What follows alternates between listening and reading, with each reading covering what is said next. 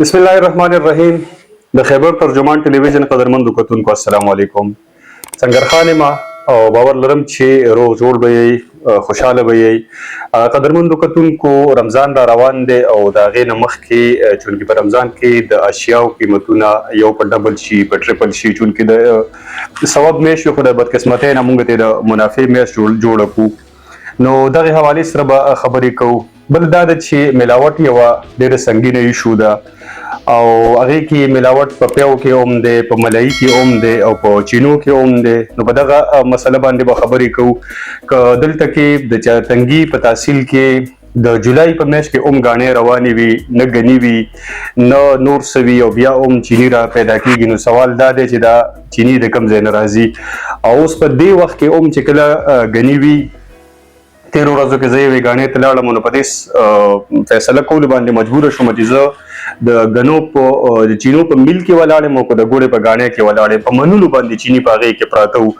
نو دغه هم یوه سنګینه مسله ده، په دغې باندې به خبرې کوو. د TMA د تنګي د TMA هم کارکردګي داسې ده چې ډېره ښه نه ده. په دې موضوعاتو باندې موږ سره د تحصیل تنګي اسسټنټ کمشنر وقاص الرحمن افریدي موجود دی.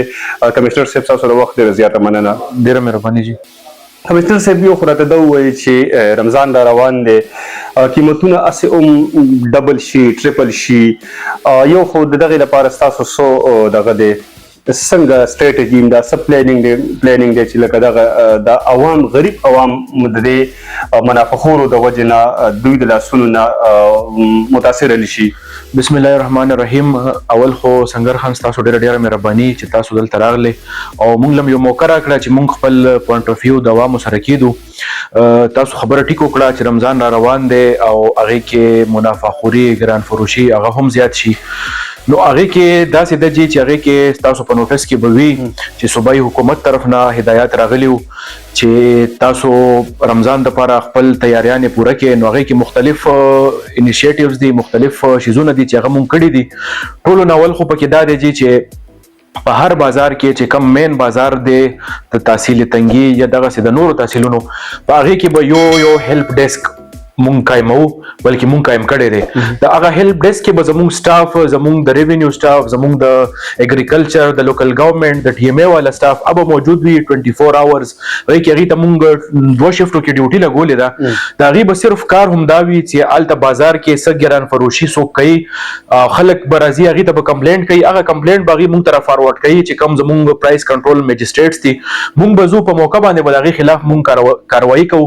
دې نه علاوه چې دی چې مونږ یو کمپلینټ سیل دلته کې اسټابلیش کړی دی، خپل تحصیل کنټرول روم به او مونږ به په هغه چې کوم دی هغه کمپلینټ سیل نمبر به هم مونږ شیر کوو. په هغه هیلپ ډیسک سره به مونږ هغې کې به واتس اپ نمبر هم وي زمونږ، او چې کوم زمونږ د لینډ لاین نمبر دی هغه هم وي. نو خلک چې کوم قسمه ګران فروشي وي د هغې خلاف څه شکایت وي هغه په هغه هیلپ لاین باندې، په هغه هیلپ ډیسک باندې او واتس اپ نمبر باندې هغې مونږ سره شیر کولی شي او هغې خلاف پوره مونږ کاروایانې کوو. دې سره مونږ پرایس مونیټرینګ ټیمز هم جوړ کړي دي چې هغې کې زه خپله هم یم، AC صاحب هم دی پکې، د فوډ ریپرزنټیټیوز هم دي چونکې هغې هم پرایس کنټرول میجسټریټ دي، دغسې د حلال فوډ اتھارټي والا ریپرزنټیټیوز هم دي پکې، د کنزیومر پروټیکشن والا هم دا یو منډیټ دی. نو په دې ټیمز کې موږ دا ټول کسان اچولي دي، باقاعده مونږ نوټیفای کړي دي، پروینشل ګورنمنټ سره مونږ شیر کړي دي. نو هغې هم دا ډیوټي ده چې وقتاً فوقتاً به هغې ګرځي په بازارونو کې او د پرایس کنټرول ریلیټډ چې څومره شکایات دي د هغې به په موقع باندې ازاله کوي او چې کوم څوک ګران فروشي کوي، مهنګایي کوي، د هغې خلاف به پوره کاروایانې کېږي. سر یو خدا ده چې د تاسو د پرایس مینجمنټ د کنټرول د اتھارټي خبره وکړله. نو یو مسله دا ده چې په آف سیزن کې د رمضان نه بغیر که مونږ خبره وکړو، څو ورځې مخکې زه د یو کساب تخت ته لاړم، نو هغه غوښه د کومه چې سرکاري نرخنامه درته ایشو شوې ده هغې نه کم از کم 1.5 روپۍ د ګرانه خرڅوله. نو ما ورته ویله که ستا په دې ریټ کې خو سرکاري نرخنامه ولې نه فالو کوي؟ نو هغه وایي چې حکومت اوزګار دی. نو یو خدا ده چې یا خو تاسو د خپل چې کوم د نرخنامې ایشو کوئ دا خو یا پکار ده چې ختم شي ځکه چې د حکومت ورسره انسلټ او بېعزتي کېږي، او یا د دې ټرو سپیرټ کې امپلیمنټیشن پکار دی. نو ستاسو د طرفه دا ناکامي ولې ده؟ داسې ده چې اوس در 2-3 ورځې مخکې زمونږ د ډسټریکټ 4 لپاره یو نوې نرخنامه ایشو شوې ده، فریش نرخنامه ده چې هغې کې د غوښې نرخنامه هم ده، د پیو هم ده، ورسره چې کوم د کریانه آیټمز دي، اشیای خوردونوش دي، د هغې هم نرخنامه ده. نو دا نرخنامې ایشو شوې دي او د دې کې به دا دی چې مونږ چې کوم د بازار صدران دي هغې هم راغوښتي، هغې سره هم پکې مونږ خبرې اترې شوي، فوډ والا هم ورسره شوي دي چې کومې دا نرخنامې وي دا به باقاعده په هر یو دکان کې، بلکې مونږ TMA ته دا ویلي دي چې دا نرخنامې تاسو په بازار کې یو کنسپیکوس پلیس باندې ولګوئ چې هغه واضحه پلیس چې هغې کې هغه ښکاري چې خلکو ته هم دا پته لګي چې دا سرښکاري نرخنامه ده، سر بیا هم نه فالو کېږي. داسې ده چې زمونږ دا مونږ چې ما چې تاسو ته څنګه ووایي چې کوم دا یو کومې نرخنامه اوس ایشو شوې ده، یو ریشنل ده، یو مناسب ریټ سره ایشو شوې ده، هغه ایکسکیوز به پکې نه وي د چا چې یاره نرخنامه کې ریټ کم دی او په مارکیټ کې ریټ زیات دی یا چا دپاره دا واره نه کوي. بعضې کسانو دا ایکسکیوز وي دا چې کوم اوس ریټ دی دا لکه یو هغه ریټ دی، مناسب ریټ دی. نو دا زمونږ چې کوم پرایس مونیټرینګ ډیسک دی، پرایس مونیټرینګ ټیمز دي، هغه هم دې دپاره دي چې په دې نرخنامه به پوره عمل درآمد کیږي او تاسو به ګورئ چې په دې باندې به مونږ څنګه عمل درآمد کوو. ټیک سر د ملاوټ سایډ ته راځم. یو دا ده چې ملاوټونه په دوه قسمه دي، یو خو چې کوم دا د روزمره اشیا دي په دې کې هم ملاوټ دی، که پی دي که دا ملایي دی، په دې کې پوډر اچوي، په دې کې اوبه اچوي. نو دا مسله د نن نه ده، زه دا نه یم چې تاسو موجوده اسسټنټ کمشنر د دې لپاره په هغه باندې زه دا ذمهواري ور واچوم. ستاسو نه مخکې هم دلته کې تېر شوي، دا مسله د نن نه ده. ستاسو په خپله باندې د دې لپاره څه سټریټجي ده؟ چونکې تاسو جوان یې، سټیم نام شته، یو پوټنشل هم دی، سکول هم غواړئ، نو ستاسو څه سټریټجي ده چې دلته کې یو تاسو یو داسې لیګسي پرېږدئ چې دا کم خلک دا ملاوټونه کوي چې هغوی ته داسې سزاګانې میلاو شي چې یاره دا روان نسلونه د هغوی یاد وساتي؟ سنگر صاحب داسې ده چې زه کله نه راغلی یم، زما هم فرست پرایورټي دا ده چې دلته کې چې کوم دا ملاوټ دی د هغې ملاوټ کوونکو خلاف یو داسې اکشن وشي چې هغې یو مثال جوړ شي. تاسو خبره وکړه د پیو د ملاوټ، نو هغې کې مونږ باقاعده کاروایانې کوو، هغه کاروایانې تاسو سره وقتاً فوقتاً شیر شوي هم دي، میډیا سره هم شیر شوي دي. دلته مونږ سره چې کوم لیبس دي، ملک ټیسټینګ لیبس دي، هغه راځي. دلته کې د لایف سټاک والا لیبس دی، هغه هم دلته مونږ ته راځي. د حلال فوډ اتارټي والا هم لیب دی، خو چونکې هغه لیبس داسې دي چې هغه د تحصیل په د ډیویژن په سطح باندې یو لیب دی، د حلال فوډ والا هم یو لیب دی او د لایف سټاک والا هم یو لیب دی. نو هغه لیب زه چې تاسو ته دغه کوم هغه لیب چې دی نو هغې داسې کوي چې یو پوره یو شیډیول یې جوړ کړي د منت دپاره. نو هغه لیب په میاشت کې یو ځل یا 2 ځله زمونږ تحصیل ته راځي. نو چې کله هم راشي زه ورسره پرسنلي ځمه یا AC صاحب ورسره ځي، مونږ باقاعده هغې کې ایکشنز هم کړي دي ملاوټ والا، مونږ پکې جیل ته لېږلي، هیوي سزاګانې په سوونو لیټر باندې چې کوم د ملاوټ پی دی هغه ته مونږ کنفسکیټ کړي دي. بله اوس دې سره تاسو ته یو بله خبره دا وکړم چې یاره اوس دا مونږ ته یو ټاسک ملاو دی چې تحصیل په لیول باندې تاسو یو ملک ټیسټینګ لیب اسټابلیش کړئ، هغې کې لایف سټاک ته مونږ پیسې هم زمونږ د ډسټرکټ ایډمنسټریشن طرف نه ریلیز شوي دي. نو امید دی چې د تحصیل په لیول هغه یو لیب اسټابلیش شي، نو هغه به مونږ ته یو پرمننټ اویلیبلی 24/7. نو هغې کې دا دی چې هغې سره به مونږ خپل اکټیویټیز نور هم زیات کړو.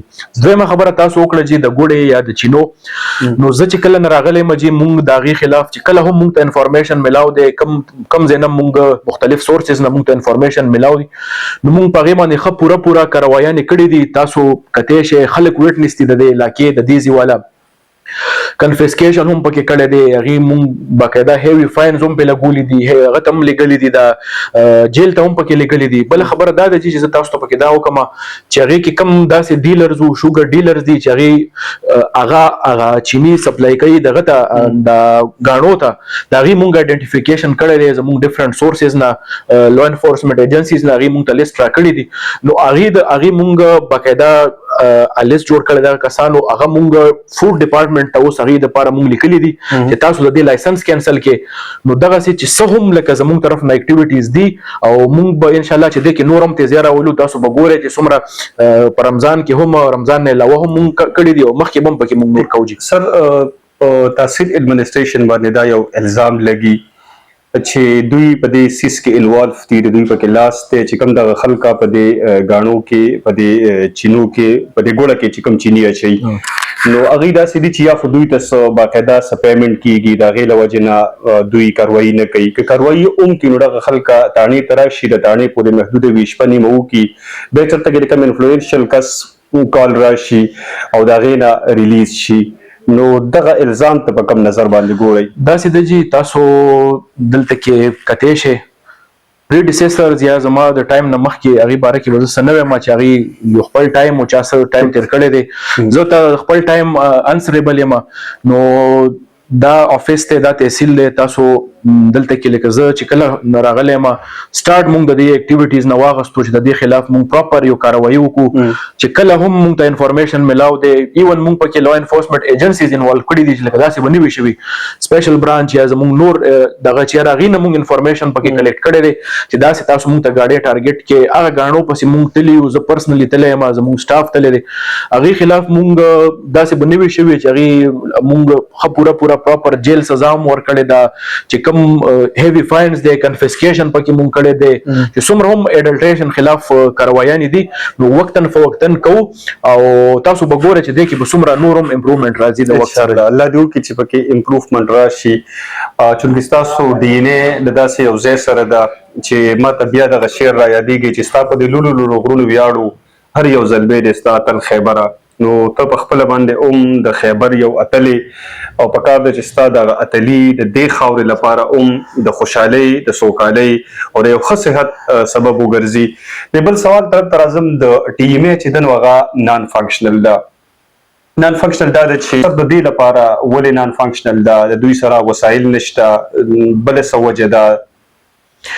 داسې ده جي سنګر صاحب چې ټي ایم اے دغې به یو خپل شارټ کمینګز وي، فاینانشل ایشوز به وي، خو چې زمونږ څومره پورې کوشش دی هغې مونږ لکه آن بورډ اخیستې دي، هغې خپل هغه اکټیویټیز بلکې هغې کې تاسو به کتلي هغې کې یو اکټیویټیز کې لږ هغه راغلی دی، تیزی راغلی دی. ریسنټلی مونږ یو کلیننس ډرایو شروع کړی دی، یو میګا 3 ویکس کلیننس ډرایو دی. مې بي دا تاسو چې کوم هغه آیډنټیفای کړه په ویډیو کې هغه د دې په نوټس کې نه وي، د دې ویډیو په اساس سره تاسو زه شکریا ادا کوم چې تاسو دا زموږ په نوټس کې راوسته، هغې ته به مونږ کنوی کړو هوپفولي انشاءالله چې دا به زر ته زر دا دوی صفا کې دي نه علاوه چې کوم د دوی هغه ریګولر اکټیویټیز دي، کلیننس ډرایو هغه روان دی او دې کې به زموږ نور هم کوشش وي چې ټي ایم اے څه شارټ کمینګز وي، څه د هغې کمی بیشې وي، هغه مونږ پوره کړو چې د هغې هغه اکټیویټیز خلکو ته ښکاره شي، واضح هغې کې څه چینج راشي. ټیک، ډېره مننه اسسټنټ کمشنر صاحب، تاسو مصروف وئ، موږ له وخت راکړو. قدرمندو کتونکو دغه معلومات تاسو ترلاسه کړل چې د دوی به د رمضان لپاره څه سټریټجي وي، د ګران فروشو خلاف پر دوی کوم کریک ډاون وي، کوم قسمه سټریټجي پالیسي به وي، کومه حکمت عملي د دوی، بیا چې کوم دا ملاوټ کېږي دغې لپاره هم تاسو واورېدل.